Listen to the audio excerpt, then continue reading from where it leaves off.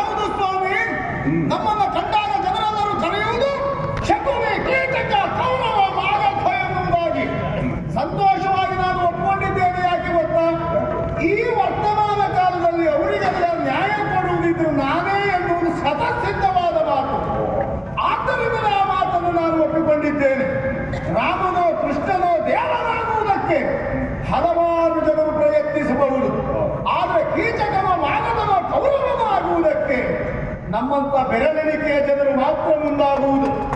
ಆ ವಿಷಯದಲ್ಲಿ ಸಾರ್ಥಕತೆಯ ಸಾಧನೆ. ಆಕ್ಷೇಪಿಸುವವರು ನಮ್ಮನ್ನು ಹೊಗಳಿದ್ದಲ್ಲ ಅಂತ ನನಗೆ ಗೊತ್ತುಂಟು.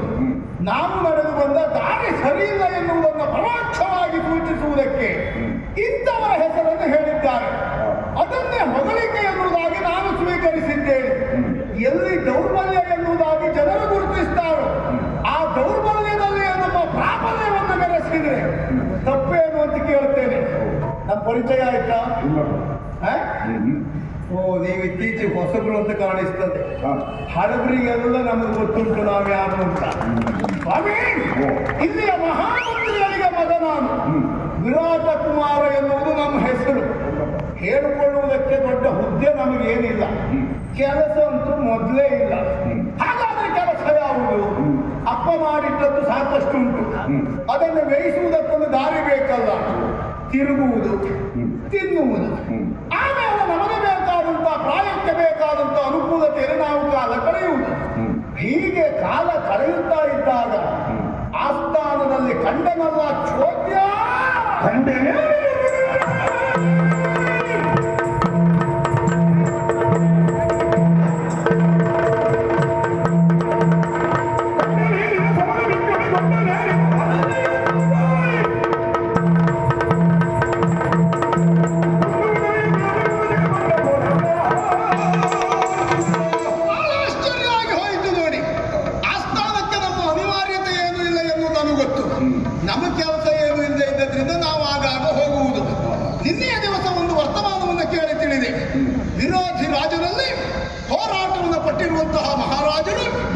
ವಿಜಯಮಾಲಿಕೆಯನ್ನು ಧರಿಸಿದರು.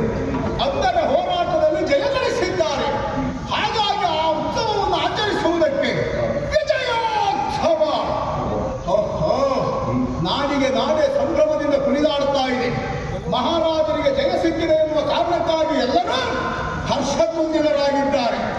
ಆ ವಿಜಯೋತ್ಸವದಲ್ಲಿ ಎಲ್ಲರ ಮನ ತಣಿಸುವುದಕ್ಕೆ ಒಂದು ನಾಟ್ಯೋತ್ಸವ. ಯಾವುದೋ ಹೆಣ್ಣಪ್ಪ. ನಮಗೆಲ್ಲ ಕಲೆಯ ಮೇಲೆ ಅಷ್ಟೆಲ್ಲ ಆಸಕ್ತಿ ಇದ್ದವರಲ್ಲ ನಾವು. ನಾವೆಲ್ಲ ಹೀಗೆ ಹೋಗುವುದು, ಒಂದು ಸುತ್ತಿರ್ಕೊಂಡು ಈ ದೂರಿದ ನೋಡ್ಕೊಂಡು ಹಾಗೆ ಹೋಗುವುದು ಬಿಟ್ಟರೆ ಕಲಾಸಕ್ತರು ನಾವಲ್ಲ. ಆದರೂ ಅಲ್ಲಿ ಉಪಸ್ಥಿತನಿದ್ದೆ ಯಾಕೆ? ಬಂದವಳೊಬ್ಬರು ಹೆಣ್ಣು ಎನ್ನುವುದು ಗೊತ್ತಾಯಿತು. ನಾವೇನಿದ್ರು ಕಲಾಪ್ರಿಯರಾಗಿರುವುದು ಹೆಣ್ಣು ಮಕ್ಕಳಿಗೆ ಮಾತ್ರ. ಹಾಗಾಗಿ ಅವಳು ಎಷ್ಟು ಕುಣಿತಾಳೆ ಎನ್ನುವುದಾಗಿ ನೋಡೋಣ ಅಂತ ಹೋದೆ. ಏನು ಅಂತ ಹೇಳ್ತೀರಿ? ನೀವು ಬರಲಿಲ್ಲ ನಿನ್ನೆ. ನೀವು ಬಂದ್ರೆ ಇವತ್ತಿದ್ರೆ ಇರುವುದು ಇಲ್ಲವಾಗಿತ್ತು.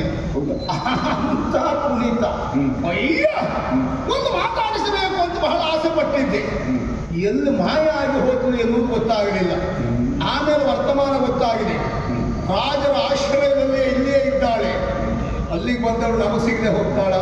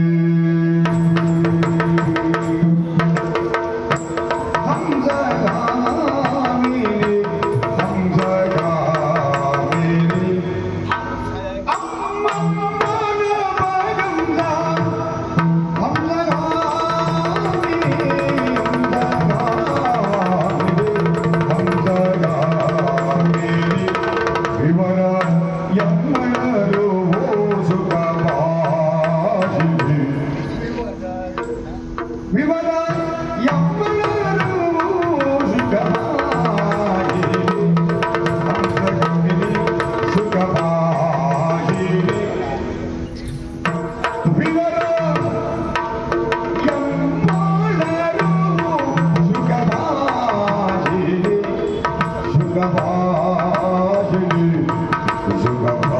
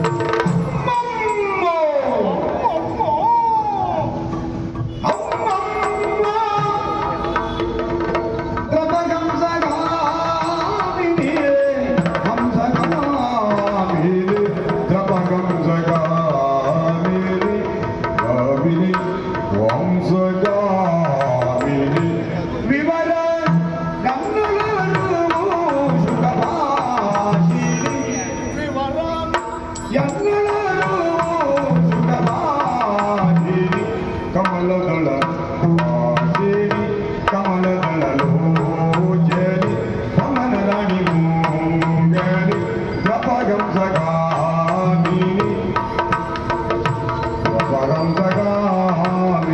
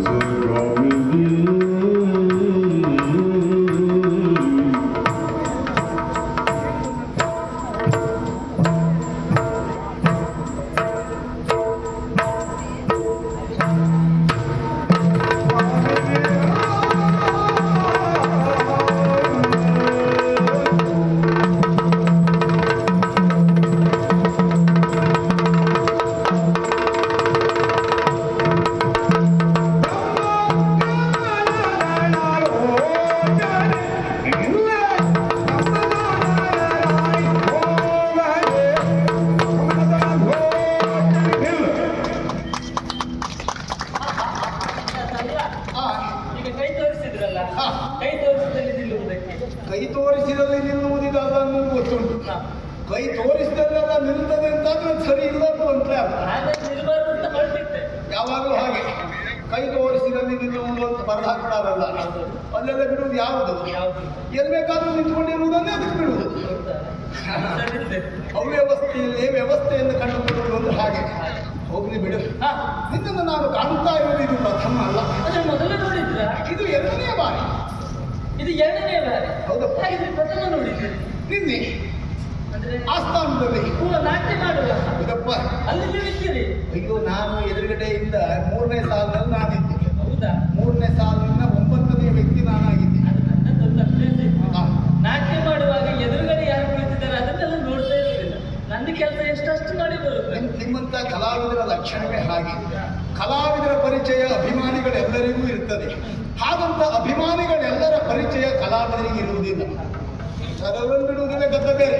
ಹಾಗಾಗಿ ನಿಮ್ಮ ಪರಿಚಯ ನನಗೆ ಹಸ್ತಾ ಇದೆ. ಹಾಗಾಗಿ ನಾನು ನಿನ್ನನ್ನು ಪರಿಚಯಿಸಿಕೊಳ್ಳಬೇಕು ಎನ್ನುವ ಕಾರಣನೇ ದಿವಸ ನಿನ್ನ ನಾಟ್ಯ ಅಂದ್ರೆ ಅಮ್ಮಮ್ಮ ಅಂದ್ರೆ ನಿಜವಾಗಿಯೂ ಸಂತೋಷ. ಆ ಸ್ವರ್ಗದ ಅಪ್ಸರಾಂಗನೆಯರು ನಮ್ಮ ಆಸ್ಥಾನಕ್ಕೆ ಬಂದು ಕುಣಿತಾ ಇದ್ದಾರೆ ಎಂಬ ಹಾಗೆ, ಬಿಟ್ಟ ಕಣ್ಣು ಬಿಟ್ಟ ಹಾಗೆ, ತೆರೆದ ಬಾಯಿ ತೆರೆದ ಹಾಗೆ ನಾನು ಬಹಳ ಸಂತೋಷವಾಗಿ ನಿನ್ನ ನಾಟ್ಯ ನೋಡಿದೆ. ಸುಳ್ಳು ಹೇಳ್ಬಾರ್ದು. ಯಾಕೆ? ಯಾಕಂತ ಹೇಳಿದ್ರೆ ನಿಜವಾಗಿಯೂ ನಿನ್ನ ನಾಟ್ಯ ಮಾಡಬೇಕಾಗಿ ನಾನಲ್ಲ. ನಾನಲ್ಲ, ಮತ್ತೆ ಬೇರೆ ಒಬ್ಬರು ಬರಬೇಕಿತ್ತು. ಅವರ ಅನುಪಸ್ಥಿತಿಯಲ್ಲೇ ನಾನು ಬರುವುದು ಅನಿವಾರ್ಯವಾಯಿತು. ಭಯದಲ್ಲಿಯೇ ನಾಟ್ಯ ಮಾಡಿದ್ದು ನಿನ್ನೆ. ಯಾಕೆಂದ್ರೆ ಪ್ರಥಮ ಪ್ರದರ್ಶನ ಅದು ಮಹಾರಾಜರ ಎದುರಿಗೆ, ಸಭಿಕರ ಎದುರಿಗೆ. ಹಾಗೆ ಬರಬೇಕಾದವರು ಬರದೇ ಇಲ್ಲದ್ರಿಂದ ಅವ್ರಿಗೆ ಸಿಗಬೇಕಾದ ಅವಕಾಶ ನಿನಗೆ ಸಿಕ್ಕಿದೆ ಎನ್ನುವ ಕಾರಣಕ್ಕಾಗಿ ನೀನೇನು ಕಂಗಾಲಾಗಬೇಕಾದದ್ದಿಲ್ಲ. ಅಥವಾ ಯಾರದ್ದೋ ಅವಕಾಶದಲ್ಲಿ ನಾನು ಕುಳಿತನಲ್ಲ ಎನ್ನುವ ಬೇಸರ ನಿನಗೆ ಬೇಡ. ನಿಜವಾದ ಕಲಾವಿದನ ಲಕ್ಷಣ ಯಾವುದು ಗೊತ್ತಾ? ದೊಡ್ಡ ದೊಡ್ಡ ಅವಕಾಶ ಎಲ್ಲ ಬರ್ತಾ ಬರ್ತಾ ಮೊದಲೇ ಸಿಕ್ಕುವುದಿಲ್ಲ. ಯಾರೋ ದೊಡ್ಡ ಕಲಾವಿದ ಬರದೇ ಇರುವಾಗ ಸಿಕ್ಕಿದ ದೊಡ್ಡ ಅವಕಾಶವನ್ನೇ ಸದುಪಯೋಗ ಮಾಡಿ ತೋರಿಸುವುದೇ ಕಲಾವಿದ. ಅದೇ ಒಂದು ವಿಶ್ವಾಸದಲ್ಲಿ ನಿನ್ನ ವೇದಿಕೆ ಹತ್ತಿತ್ತು. ಯಾಕೆ ಯಾಕೆ? ಹಾಗೊಮ್ಮೆ ದೊಡ್ಡ ಕಲಾವಿದನ ಅವಕಾಶವನ್ನ ಸಣ್ಣ ಕಲಾವಿದ ಬಳಸಿಕೊಂಡು ಅದರಲ್ಲಿ ಯಶಸ್ವಿಯಾದಂತಾದ್ರೆ ಮುಂದೆ ಜನ ಆ ಸಣ್ಣ ಕಲಾವಿದನನ್ನೇ ಬಯಸ್ತಾರೆ, ಅವನೇ ಬರಲಿ ಅಂತ. ಹೌದಪ್ಪ, ಇದೆಲ್ಲ ನಮ್ಮ ಸ್ವಂತ ಅನುಭವ. ನಾವು ನಮ್ಮ ಅನುಭವ ಅಂತಲ್ಲ, ಆಮೇಲೆ ಕೇಳಿ ತಿಳಿದ ಅನುಭವ. ನೀವು ಕೇಳಿ ತಿಳಿದ ಅನುಭವವನ್ನ ಜೀವನದಲ್ಲಿ ನಾವು ರೂಢಿಸಿಕೊಳ್ಳುವುದಕ್ಕೆ ಪ್ರಯತ್ನ ಮಾಡ್ತೇವೆ. ನಿಜವಾಗಿ ನಾನು ಕಲಾಪ್ರೇಮಿ. ಹೌದಾ? ನನಗೆ ಕಲೆ ನಾಟ್ಯ ಅಂದ್ರೆ ಎಲ್ಲಿಂದಲೂ ಜೀವ. ಅದರಲ್ಲಿಯೂ ಹೆಣ್ಣು ಮಕ್ಕಳಂತಾದ್ರೆ ನಾನು ಬಹಳ ದೊಡ್ಡ ಅಭಿಮಾನಿ. ಸ್ತ್ರೀ ಕಲಾವಿದರ ಅಭಿಮಾನಿ ನಾನು. ಅಲ್ಲ, ಈಗ ನೀವು ಕಲಾವಿದರ ಅಭಿಮಾನಿ ಆದ್ರೂ ಸರಿ, ಸರಿ, ಒಪ್ಪಿಕೊಳ್ಳಬಹುದು. ಅದರಲ್ಲಿ ಹೆಣ್ಣು ಮಕ್ಕಳ ವಿಶೇಷವಾಗಿ ಹೆಣ್ಣು ಮಕ್ಕಳ ದೊಡ್ಡ ಅಭಿಮಾನಿ ಅಂತ ಹೇಳ್ತಿದ್ರಲ್ಲ, ಅದು ಯಾಕೆ ಆ ರೀತಿ ಒತ್ತು ಕೊಟ್ಟಿದ್ದು? ನೋಡು, ಕೆಲವರೆಲ್ಲ ಇದ್ದಾರೆ ಅಭಿಮಾನಿಗಳು, ಹೆಣ್ಣು ಮಕ್ಕಳ ಅಭಿಮಾನಿಗಳು ಅಂತ ಹೇಳಿದ್ರೆ ಅವರು ಸಂಪರ್ಕಕ್ಕೆ ಏನಾದರೂ ಸಾಧನ ಇದ್ರೆ ಅದನ್ನು ಬಳಸಿಕೊಂಡು ಅದರಲ್ಲೇ ಸಂಪರ್ಕ ಮಾಡಿ ಗುಟ್ಟಾಗಿರುವವರು. ನಾವೆಲ್ಲ ಹಾಗಲ್ಲ, ನೇರವಾಗಿ ಹೇಳಿಕೊಳ್ತೇವೆ ನಾವು ಸ್ತ್ರೀ ಕಲಾವಿದರ ಅಭಿಮಾನಿ ಅಂತ. ಯಾಕೆ ಗೊತ್ತಾ? ಒಬ್ಬ ಪುರುಷ ಕಲಾವಿದ ಅಂತಾದ್ರೆ ಅವಕಾಶ ಅವನಿಗೆ ಸಾಕಷ್ಟು ಸಿಗ್ತದೆ. ಒಮ್ಮೆ ಅವಕಾಶ ಸಿಗದೇ ಇದ್ರು ಅವ ಏನಾದರೂ ಮಾಡಿ ಅವಕಾಶ ಗಿಟ್ಟಿಸಿಕೊಳ್ತಾನೆ. ಆದರೆ ಹೆಣ್ಣು ಮಕ್ಕಳಿಗೆ ಹಾಗಾಗುವುದಿಲ್ಲ. ನಮ್ಮಂತ ಕಲಾ ಪೋಷಕರು ಇದ್ದಾಗ ಮಾತ್ರ ಅವರಿಗೆ ಅವಕಾಶ ಸಿಗುವುದಕ್ಕೆ ಸಾಧ್ಯ. ಹಾಗಾಗಿ ಅಬಲೆಯರಾದಂತಹ ನಿಮ್ಮನ್ನೆಲ್ಲ ಒಂದು ಒಳ್ಳೆಯ ಸ್ಥಾನಕ್ಕೆ ತರಬೇಕು ಎನ್ನುವ ಕಾರಣಕ್ಕಾಗಿ ನಾನು ಎಲ್ಲಿ ಹೆಣ್ಣು ಮಕ್ಕಳಿದ್ದಾರೋ ಅಲ್ಲೇ ಒಂದು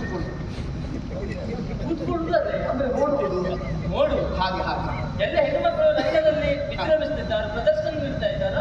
ಅಂತ ಪ್ರದರ್ಶನ ಹೆಚ್ಚು ನೋಡ್ತೀವಿ, ಅದು ಹೆಚ್ಚಾಗಿ ನೋಡ್ತೇನೆ. ಅಂದ್ರೆ ನೀವು ಮುಂದೆ ಬರಬೇಕು. ಅದು ಒಂದು ರೀತಿ ನಮಗೆ ಸಂತೋಷ. ಹೌದು, ಯಾಕೆ? ನಮ್ಮಂತವ್ರನ್ನ ಪ್ರೋತ್ಸಾಹಿಸುವುದಕ್ಕೆ ನಿಮ್ಮಂತವ್ರು ಇದ್ದಾರೆ ಅಂತ ಆದ್ರೆ ನಮ್ಮ ಪ್ರತಿಭೆಗೆ ಒಂದು ಬೆಲೆ ಬಂದಿತ್ತು. ಮತ್ತೆ ನಿನ್ನಂತವಳ ಪ್ರತಿಭೆ ಎನ್ನುವುದು ಹಾಗೆ ಹಾಳಾಗಿ ಹೋಗಬಾರದು. ನಿನ್ನ ಸೌಂದರ್ಯದ ಕುರಿತಾಗಿ ಒಂದು ಮಾತು ಹೇಳ್ತೇನೆ. ಬ್ರಹ್ಮ ಕಮಲ ದಳ ಲೋಚನೆ. ಈ ಬ್ರಹ್ಮ ಕಮಲ ಎನ್ನುವುದಾಗಿ ಒಂದು ಹೂವುಂಟು ಗೊತ್ತಾ ನಿನಗೆ? ಶತಮಾನಕ್ಕೊಮ್ಮೆ ಅರಳುವುದು. ಅದಕ್ಕೆ ನಿರ್ದಿಷ್ಟವಾದಂತಹ ದಾಖಲೆ ಇರುವುದು 84 ವರ್ಷಕ್ಕೊಮ್ಮೆ ಅರಳುತ್ತದೆ ಅಂತ. ಹಾಗೆ ಅಂತಹ ಅಪರೂಪದ ಶತಮಾನಕ್ಕೊಮ್ಮೆ ಅರಳುವ ಬ್ರಹ್ಮ ಕಮಲದ ದಳದಂತೆ ನಿನ್ನ ನೇತ್ರದ್ವಯಗಳು. ಹೌದಪ್ಪ. ಆಮೇಲೆ ಬ್ರಹ್ಮ ಸೋದರ ರಾಣಿ ಕೋಮಲ. ಬ್ರಹ್ಮನ ಸೋದರ ಯಾರು? ಮನ್ಮಥ. ಅವನ ಹೆಂಡತಿ ಯಾರು? ಆ ರತಿಗಿಂತಲೂ ಮಿಗಿಲಾದ ರೂಪ. ನೋಡಿ ಎಂತ ಸಾಹಿತ್ಯ. ನನಗೆ ಸಮಸ್ಯೆ ಆಗಿದ್ದಲ್ಲ ನೋಡಿ, ಎಲ್ಲರೂ ಈ ಸಾಹಿತ್ಯ ಹೀಗೆ 3ನೇ ಸಾಲಿನಲ್ಲಿ 4ನೇ ಸಾಲಿನಲ್ಲಿ ಕುಳಿತು ಇಷ್ಟೆಲ್ಲ ಕಲ್ತಿರ್ತೀರಿ, ಇನ್ನೇನಾದ್ರೂ ವೇದಿಕೆ ಮೇಲೆ ಇನ್ನೆಷ್ಟು ಮಾತಾಡ್ತಿರ್ತೀರಿ. ಏನು ಮಾಡೋಣ, ನಮಗಂಥ ವೇದಿಕೆ ಸಿಗಲಿಲ್ಲ. ಹಾಗಿದ್ದ ಇತ್ತೀಚೆಗೆ ನನ್ನ ಸಾಹಿತ್ಯ ಎಲ್ಲ ನೋಡ್ಕೊಂಡು ಕೆಲವರೆಲ್ಲ ಹೇಳ್ತಾ ಇದ್ದಾರೆ, ನೀವು ಒಂದೆರಡು ಪ್ರಸಂಗ ಒಳ್ಳೆಯದು. ಯಾಕೆ ಒಂದು ಹಂತದ ಪ್ರಸಂಗ ಇರ್ತದೆಲ್ಲ ಮುಗಿಲಿ, ಆಮೇಲೆ ನಾನು ಮಾತಾಡ್ತಾ ಸುಮ್ಮನೆ ಇದ್ದೇನೆ. ಸಾಹಿತ್ಯಪೂರ್ಣವಾಗಿ ನಾನು ಮಾತಾಡಿದೆ. ಇದು ನಿನ್ನನ್ನು ನೋಡಿದ ಮೇಲೆ ನನಗೆ ಅನ್ನಿಸಿದ್ದು, ನೀನು ಯಾರು ಎನ್ನುವುದು ಗೊತ್ತಾಗಲಿಲ್ಲ. ಇಷ್ಟವರೆಗೆ ನಿನ್ನ ಮುಖವನ್ನು ನಾನು ನೋಡಿದ್ದಿಲ್ಲ. ಅಪ್ರತಿಮವಾದಂತಹ ಸೂಕ್ತವಾದಂತಹ ನಿನ್ನ ಕಲಾ ಪ್ರೌಢಿಮೆಗೆ ನಾನು ಬಹಳ ಮೆಚ್ಚಿದ್ದೇನೆ. ಹಾಗಾಗಿ ನೀನು ಯಾರು? ನಿನ್ನ ಊರಲ್ಲಿ ಅಪ್ಪ ಅಮ್ಮ ಯಾರು? ನಿನ್ನ ನಾಟ್ಯ ಯಾರಲ್ಲಿ ಕಲಿತದ್ದೇನು? ನಿನ್ನ ಗುರುಗಳು ಯಾರು? ಅವರು ಹೆಣ್ಣೆಯ ಅಥವಾ ಗಂಡ? ಸ್ವಲ್ಪ ಹೇಳಿ ಕೇಳೋಣ. ನನ್ನ ಪ್ರವರ ಪ್ರವರ ನನ್ನ ಹೆಸರು